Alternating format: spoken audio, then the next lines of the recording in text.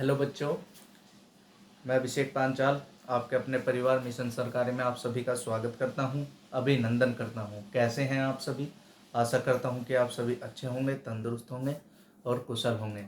जैसे कि आप सभी को पता है, ये हमारी मैथ की क्लास है और इस मैथ की क्लास में हमने काफ़ी टॉपिक्स और एक दो चैप्टर्स भी कवर कर लिए हैं। तो आइए हम अपनी सेवा को आगे बढ़ाते हैं। तो आप सभी को पता है, इसमें सबसे पहले हमने जो ख़त्म किया है वो है क्यूब रूट।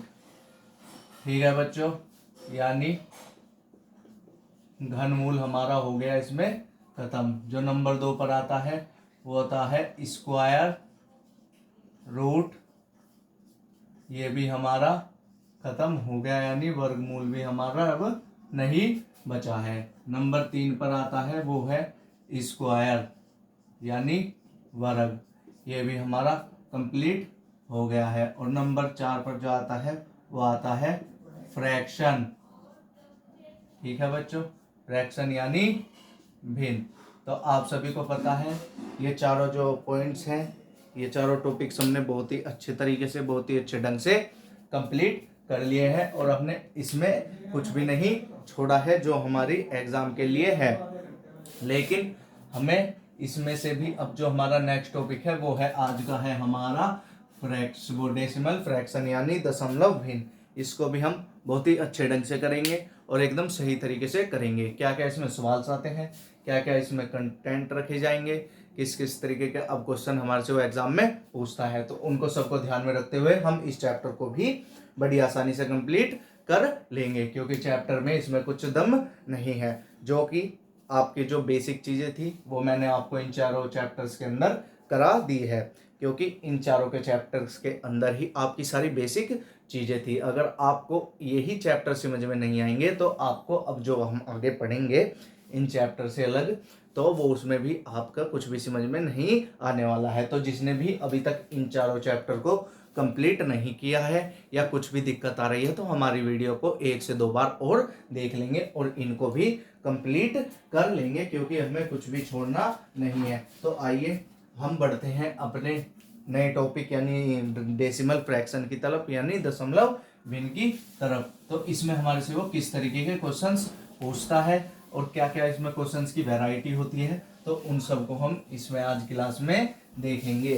ठीक है बच्चों, अगर हमारा आता है इस तरीके का क्वेश्चन, अगर वो हमसे पूछता है 0.3 के ऊपर बार का मान बताओ, या फिर वो हमसे पूछता है 0.42 के ऊपर का बार का मान बताओ, तो इसका आंसर सभी बच्चे ध्यान से देंगे, क्योंकि क्वेश्चन में कुछ भी दम नहीं है, सारी है बेसिक की बातें। तो इसमें सबसे पहले आपको क्या पता होना चाहिए कि इस बार का मतलब क्या है, पॉइंट का मतलब क्या है, अगर इन दोनों के ऊपर बार हो तो उसका मतलब क्या है, इन दोनों को कैसे हम हल करेंगे, तो इतना भी मैं आपको बताऊंगा। बस मेरा साथ देते रहिए, मेरे साथ लगातार जुड़ते रहिए और मेरी क्लासेस को लगातार देखते रहिए। अगर आप मेरी क्लासेस को लगातार अटेंड करेंगे तो आपका पेपर में सिलेक्शन होने से कोई नहीं रोक सकता। तो आइए बढ़ते हैं हम अपने पहले सवाल की तरफ। तो यदि हमारे पास ऐसा क्वेश्चन आता है तो हम उसको कैसे करेंगे, वो हमें कैसे करना है।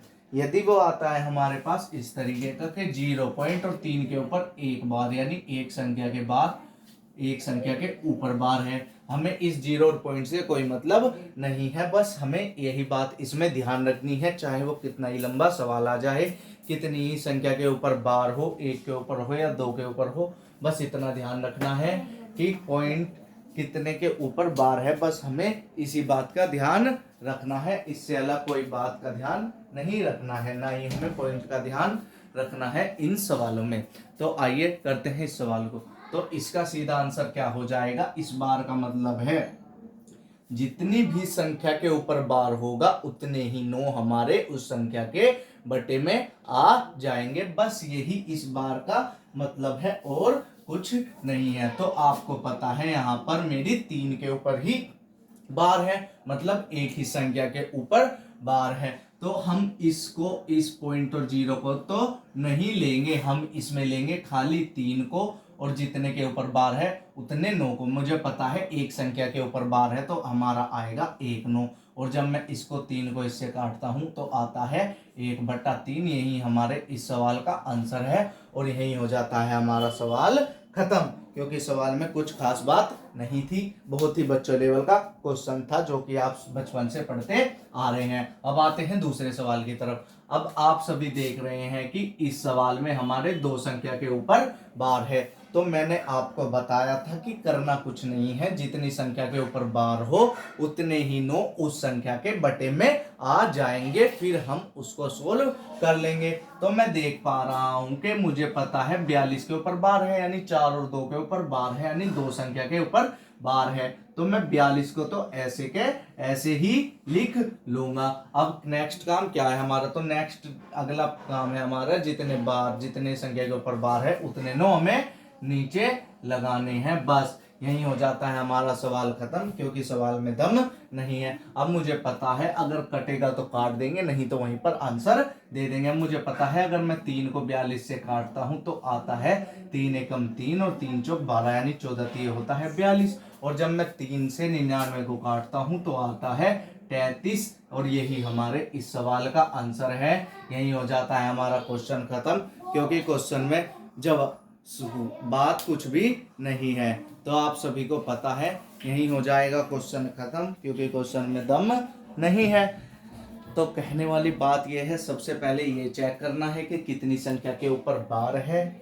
उसके बाद ये देखेंगे कि जितनी संख्या के ऊपर बार है उतनी संख्या के नीचे हम 9 लगा देंगे।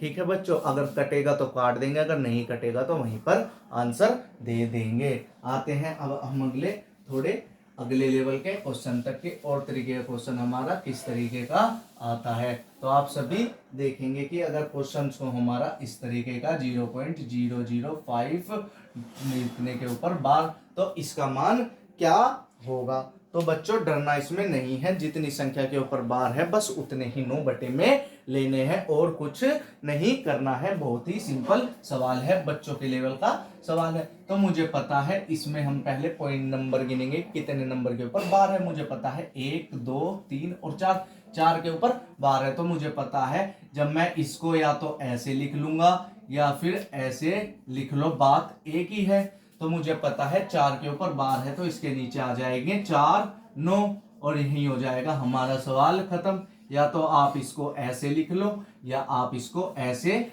लिख लो, वो आपके ऊपर डिपेंड करता है कि आप उसको किस तरीके से लिख सकते हो। अगर आप ऐसे लिखते हो तो ये भी गलत नहीं है, ये भी सही है। अगर आप ऐसे लिखते हो तो ये भी सही है। बट आपको पता है अगर ये 0 होती इस संख्या के बाद तो इस 0 की वैल्यू थी, अगर ये संख्या से पहले है तो इन 0 की कोई वैल्यू नहीं होती। इसलिए इन 0 को लिखो या ना लिखो कोई फर्क नहीं पड़ता। अब बढ़ते हैं अगले पॉइंट की तरफ। तो मैंने लिखा ये वाला ऐसे ही मैं लिख लेता हूं।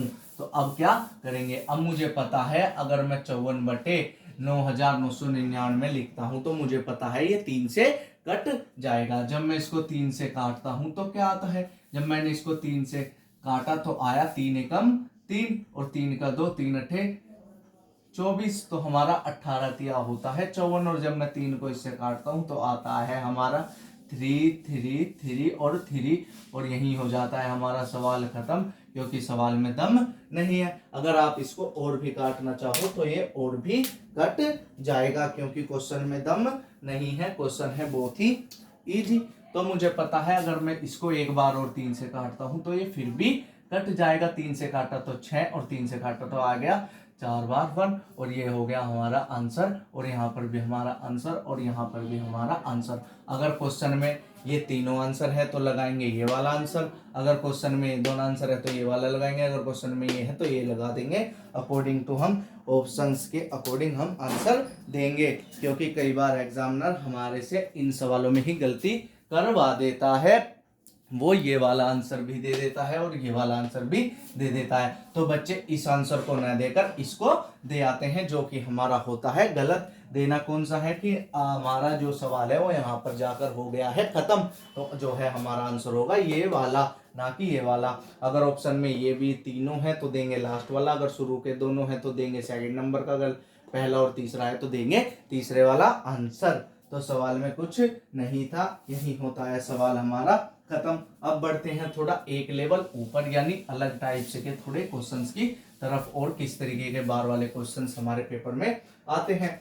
अगर हमारा क्वेश्चन आ जाए कुछ इस तरीके का, तो हमें क्या करना है, एक तो आ जाए क्वेश्चन इस तरीके का एक संख्या के ऊपर बार, अगर फिर आ जाए एक क्वेश्चन हमारा इस तरीके का 3, 4, 5 के ऊपर बार, तो आप सभी इसको कैसे करेंगे। तो बच्चे डरने वाली बात नहीं है, क्योंकि क्वेश्चन है बहुत इजी, आप सभी को पता है, क्योंकि क्वेश्चन में दम नहीं है। तो करना क्या है, एक बार इसको सभी बच्चे करने की कोशिश करेंगे, फिर हम बढ़ेंगे इसके आगे की क्वेश्चन में अब क्या बचा है और क्या नहीं बचा है। तो मैं जब इस क्वेश्चन को करता हूं तो आप सभी को पता है बच्चों लेवल का क्वेश्चन है, बताने वाली बातें इनमें नहीं है, क्योंकि आप सब इनको बचपन से ही पढ़ते आ रहे हैं। तो फिर भी हम इनको आपको इसीलिए बताते हैं ताकि आप अगर पेपर में इनको करें तो कोई गलती ना करें, क्योंकि ये क्वेश्चंस 1 से 2 बार पूछे जाते हैं अगर एग्जामिनर देगा तो, वैसे तो ये क्वेश्चन अब पूछे नहीं जाते हैं। तो आइए एक बार इन क्वेश्चन की तरफ देखते हैं। जब हमारा इस तरीके का क्वेश्चन हो तो हम कुछ कैसे करेंगे, अगर इस तरीके का हो तो कैसे करेंगे। तो डरने वाली बात कुछ नहीं है, सबसे पहले ये देखेंगे कि बार कितनी संख्या के ऊपर है। अब मुझे पता है कि मेरा बार है जो एक संख्या के ऊपर है, तो मैंने 1 9 लिख लिया, और इधर देखा तो मैंने इधर भी मेरा एक संख्या के ऊपर बार है, तो मैंने उतना ही 9 लिख लिया। अब नेक्स्ट स्टेप, अगले स्टेप में हमें क्या करना है, उसमें भी कुछ हमें खास बात नहीं करनी है, क्योंकि क्वेश्चन है बहुत इजी, क्वेश्चन में दम नहीं है। आप सभी को पता है कि जब मैंने पिछला सवाल कुछ हमारा इस तरीके का था, तो मैंने क्या बताया था कि जितने के ऊपर बार उतने ही हमारे नीचे वो 9 आ जाते हैं। अब बात आती है कि इसमें हमारी 2 संख्या है, लेकिन बार है एक संख्या के ऊपर, तो करना कुछ नहीं है, पहले लिखेंगे उस पूरी संख्या को ऐसे के ऐसे ही। ठीक है बच्चे, मतलब बात यह है जितनी संख्या के ऊपर बार है पहले तो उतने 9 लगाएंगे, फिर जितने के ऊपर बार नहीं है फिर उसका क्या करेंगे, पहले लिखेंगे इस पूरी की पूरी संख्या को ऐसे के ऐसे ही, जिसके ऊपर बार है उसको भी और जिसके ऊपर बार नहीं है उसको भी। फिर अगले स्टेप क्या है, यहाँ पर लगाएंगे ऐसे माइनस का चिन्ह दोनों साइड में, इस वाले सवाल में भी और इस वाले सवाल में भी। फिर क्या करेंगे, अब ये देखेंगे कि बार से अलग कितनी संख्या बची है। अब मुझे पता है कि इस सवाल में जो बार से अलग बची है वो बची है एक संख्या, उसको यहाँ पर ऐसे लिख लेंगे, और जितनी बार से अलग संख्या बची है उतने 0 ऐसे नीचे लगा देंगे। तो यहाँ तक सभी बच्चों को समझ में आया होगा, क्योंकि सवाल में अभी तक कुछ नहीं किया है। तो एक बार और सभी बच्चे गौर से देखेंगे। तो सबसे पहला स्टेप ये देखेंगे कि कितने के ऊपर बार है। अब मुझे पता है 4 के ऊपर बार था, तो मैंने यहाँ पर 4 के नीचे 9 यानी 1/9 लगा दिया, क्योंकि एक संख्या के ऊपर बार था। ठीक है बच्चों, फिर मैंने पूरी संख्या को ऐसे के ऐसे ही लिख लिया। अब अगली बात में क्या करना है कि हम लगाएंगे माइनस का चिन्ह। ठीक है बच्चों, जो मैंने यहाँ पर ऐसे लगा दिया। अब इससे अगला स्टेप, फिर हम ये देखेंगे कि बार जिनके ऊपर नहीं है वो कितने नंबर है, यानी उनकी संख्या कितनी है। जब मैंने देखा कि बार से अलग एक संख्या है वो है 3, तो 3 को उसमें से उस संख्या को घटा देंगे, टोटल जो जितनी संख्या है उसमें से उस संख्या को घटा देंगे, और जितने के ऊपर बार नहीं है उतनी 0 नीचे लगा देंगे, और यही हो जाएगा हमारा सवाल खत्म, क्योंकि अब सवाल में दम नहीं बचा है। जब मैं 34 में से 3 को घटाता हूं तो आता है 31, और 31/90 हो गया इस सवाल का आंसर, और यही हो गया हमारा सवाल खत्म। अब देखते हैं अगले सवाल को कि वो कैसे करा है। अब मैंने यहाँ तक तो आप सभी को बता दिया कि जितने के ऊपर बार है उतने 9 नीचे, उसके बाद पूरी संख्या को लिखेंगे, फिर लगाएंगे माइनस का चिन्ह। हाँ, प्रत्येक सवाल में माइनस का चिन्ह लगाना ही लगाना है, ये बात आपको दिमाग में फीड करनी है कि हर सवाल में माइनस का चिन्ह ही आएगा, ना कि प्लस का। अब उसके बाद ये देखेंगे कि बार से अलग कितनी संख्या है, चाहे वो 10 संख्या हो चाहे वो 8 संख्या हो, कितनी संख्या हो उसको जो कि तो जिनके ऊपर बार नहीं है उन संख्या को यहाँ पर ऐसे लेके उसमें से माइनस कर देंगे। उसके बाद जितनी संख्या के ऊपर बार नहीं है उतने 0 इस 9 के बराबर में ऐसे लगा देंगे, और यहीं पर हो जाएगा हमारा सवाल खत्म, क्योंकि सवाल में अब कुछ नहीं बचा है, बच्चों लेवल का सवाल बचा है। आप इसको इसमें से घटाकर ऐसे आंसर दे देंगे। जब मैं 345 में से 34 को घटाता हूं तो आता है हमारा बहुत ही इजी आंसर जो है कि 311/900, और यही हमारा इस सवाल का आंसर है, और यही होता है हमारा क्वेश्चन खत्म, क्योंकि क्वेश्चन में दम नहीं था। बहुत ही बच्चों लेवल का क्वेश्चन था, बहुत ही इजी क्वेश्चन था। आशा करता हूँ कि सबने ध्यान से समझा होगा, सभी इसको नोट कर लेंगे। जिसको स्क्रीनशॉट लेना है वो इसका स्क्रीनशॉट ले लेगा। फिर बढ़ेंगे हम अगले सवाल की तरफ, जो कि बहुत ही आसान है, आपके लिए होगा, आपको ही करना होगा। तो सभी बच्चे इसको नोट कर लेंगे फटाक से। तो सबने नोट कर लिया होगा। आइए बढ़ते हैं अगले सवाल की तरफ कि अगला सवाल क्या होगा। अगर हमारा सवाल इस तरीके का आ जाए तो वो कैसे करेंगे। अगर हमारा सवाल इस तरीके का आ जाए तो वो कैसे करेंगे। अगर हमारा सवाल आ जाए इस तरीके का, 3 संख्या वाला और 2 के ऊपर आ जाए बार, तो इसको हम कैसे सोल्व करेंगे। तो ये दो जो बार हैं ये हैं हमारे 4 और 5 के ऊपर। ठीक है बच्चों, तो सवाल में करना कुछ नहीं है, वही पुराने वाला तरीका अपनाना है। बार देखने हैं कितनी संख्या के ऊपर है। 1 के ऊपर है 1 9, 2 के ऊपर है 2 9, 3 के ऊपर है तो 3 9। अब आपको पता है, मैं देख पा रहा हूँ यहाँ पर 2 के ऊपर, 2 संख्या के ऊपर बार है, तो बटे आएंगे हमारे 1 9 और 2 9। फिर अगले स्टेप में मैंने बताया था पूरी संख्या को ऐसा का ऐसे ही लिख देंगे, उसके बाद लगाएंगे माइनस का चिन्ह, जो कि हमें हर सवाल में लगाना ही लगाना है। अब उसके बाद हम देखेंगे कि कितनी संख्या के ऊपर बार नहीं है। तो मैं देख पा रहा हूं इस 3 के ऊपर बार नहीं है, तो इसको हम जो का तो ऐसे का ऐसे ही यहाँ पर उतार देंगे। उसके बाद मैंने बताया जितनी संख्या के जितनी संख्या के ऊपर बार नहीं है उतनी जीरो हम यहाँ पर लगा देंगे, और यही हो जाएगा हमारा सवाल खत्म, क्योंकि अब सवाल में दम नहीं बचा है। बहुत ही इजी क्वेश्चंस हो गया है। अब सभी देख पा रहे हैं, जब मैं 345 में से 3 को माइनस करता हूं तो आता है 3 4 2, यानी 342, और 990 हो गया ऐसे का ऐसे ही, और यही हो गया हमारा आंसर, यही हो गया हमारा सवाल खत्म। अगर आप इसको काटना चाहो तो वो भी ये कट सकता है, वो आपके लिए बड़ी बात नहीं है, क्योंकि क्वेश्चन है बहुत ही इजी। ठीक है बच्चों, आशा करता हूं कि आप सभी को ये समझ में आ रहे होंगे। आइए, और इसी के साथ हमारा जो है कि ये टॉपिक भी बहुत ही नज़दीक से ख़त्म होने वाला है, क्योंकि टॉपिक में दम नहीं था। सभी बच्चों ने ये लगभग कर लिए होंगे। तो आइए 1-2 सवाल और देखते हैं, इससे अलग अलग वैरायटी के वो कैसे होंगे। अगर हमारे क्वेश्चन किस तरीके के आते हैं इससे अलग, उनसे भी घबराना नहीं है, बहुत ही इजी क्वेश्चन होंगे। ठीक है बच्चों, तो बस आपको एक बात ध्यान रखनी है, जितने भी मैं यहाँ पर क्वेश्चंस उतारता हूँ उतने क्वेश्चंस आपको यहाँ पर लिखने ही लिखने हैं।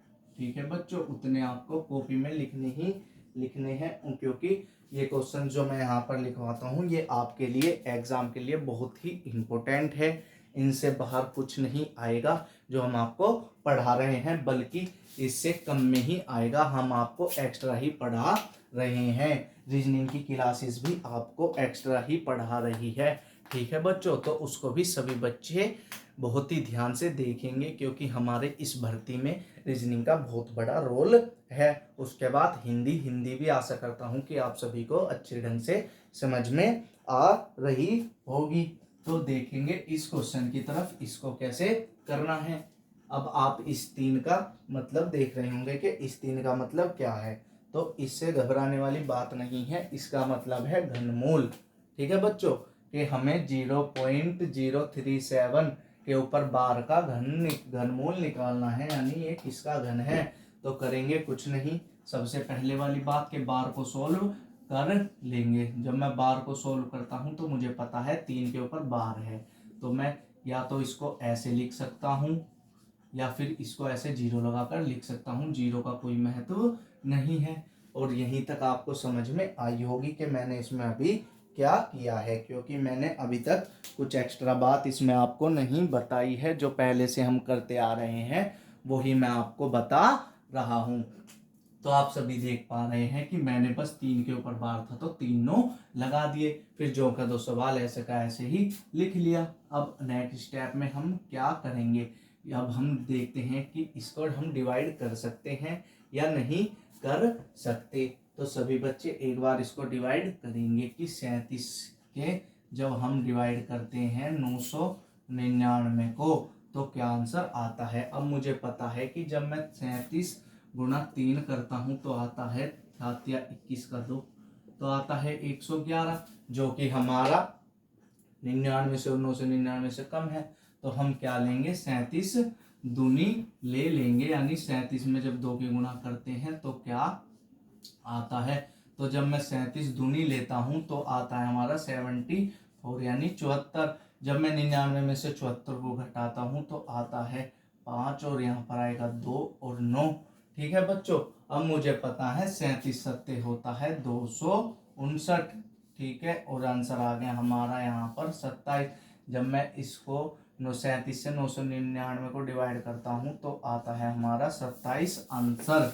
और यही हो जाता है हमारा सवाल खत्म, क्योंकि सवाल में अब दम नहीं बचा है, क्योंकि क्यूब रूट आपको बहुत ही अच्छे ढंग से निकालना आता है, जो मैंने आपको 2 से 3 क्लासेस में कराया है बहुत ही अच्छे ढंग से। अब मुझे पता है जब मैं 1 का घन करता हूँ तो आता है 1, और जब मैं करता हूँ 27 का घनमूल तो आता है 3, क्योंकि 3 का घन होता है 27।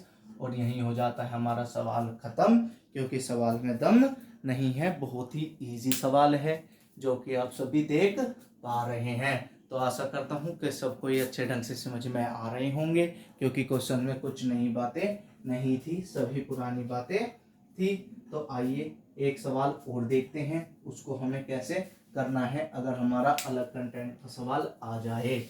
बच्चों, ये सवाल आपके लिए बहुत ही इम्पोर्टेंट था, क्योंकि हर बार आपके पेपर में पूछा जा सकता है, क्योंकि एग्जामिनर ऐसे ही टेक्निकल सवाल जो है हमारे से पूछता है। अगर क्वेश्चन हो हमारा इस तरीके का कि हम इसको कैसे सोल्व कर सकते हैं, तो घबराने वाली बात नहीं है बच्चों, क्योंकि सवाल में दम इनमें नहीं होता, देखने में हार्ड होते हैं, लेकिन क्वेश्चन है बहुत ही इजी। तो एक बार सभी बच्चे इसको करने की कोशिश करेंगे, अगर नहीं होता फिर हम आपको इस सवाल को करवाएंगे। तो सभी बच्चे एक बार इसको करने की कोशिश करेंगे।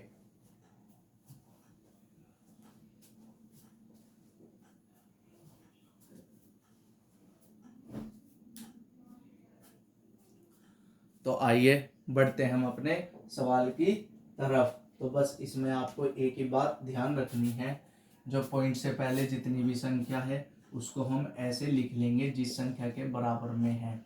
ठीक है बच्चों, बस ये बात आपको याद रखनी है इस सवाल में। तो मैं आपको पता है मैंने इस सवाल में क्या किया, मुझे पता है 3 के ऊपर बार नहीं था और पॉइंट से पहले थी, तो मैंने उसको लिख लिया 3 + 12 के ऊपर बार। फिर था 3.14 के ऊपर बार, तो मैंने उसको लिख लिया 3 + 14 के ऊपर बार। फिर था 3.13 के ऊपर बार, तो उसको मैंने लिख लिया 3 + 13 के ऊपर बार। क्योंकि सवाल में अब दम नहीं बचा है, सवाल हो गया है बहुत ही इजी।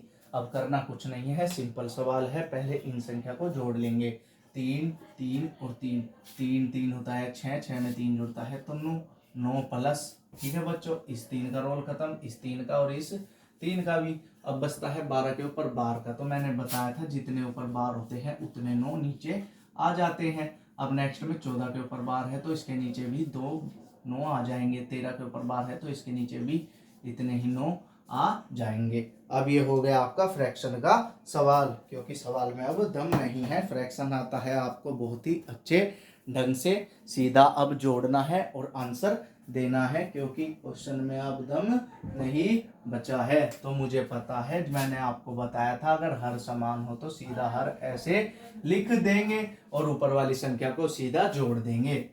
तो जब मैं 12 को 14 में जोड़ता हूँ तो आता है 26, और 26 में जब 13 जोड़ता हूँ तो आता है 39, और ये 9 आ गया इसके सही में, तो 9 सही 39/99 हो गया हमारा आंसर। और यही हो गया हमारा क्वेश्चन खत्म, क्योंकि क्वेश्चन में दम नहीं है। बहुत ही इजी सवाल है, बेसिक सवाल है, आप इनको करते आ रहे हैं बचपन से, क्योंकि इन सवालों में दम नहीं है, बहुत ही इजी सवाल है।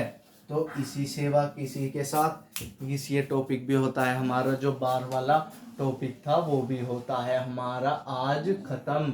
ठीक है बच्चों, तो कल की क्लास में जो हम पढ़ेंगे वो इनसे थोड़ा अलग होगा, बहुत ही इजी कॉन्सेप्ट होगा।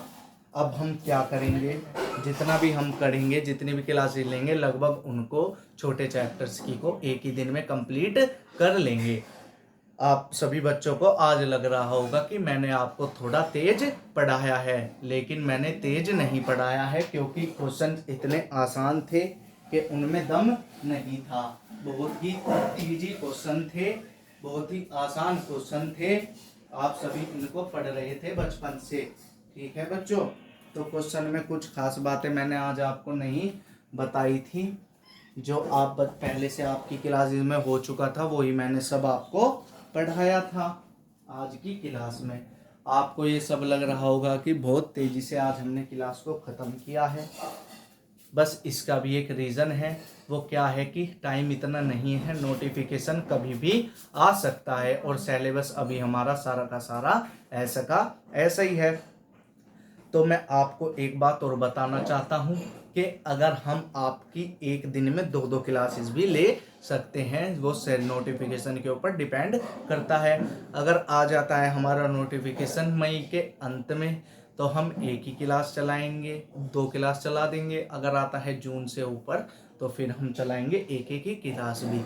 फिर अभी तो हमारी क्लासेस जो है वो आपकी 25 से 30 मिनट या 35 मिनट लास्ट हो रही है, फिर हम आपकी 1-1 घंटा क्लास भी चला सकते हैं, क्योंकि हमें एग्ज़ाम को भी क्लियर करना है।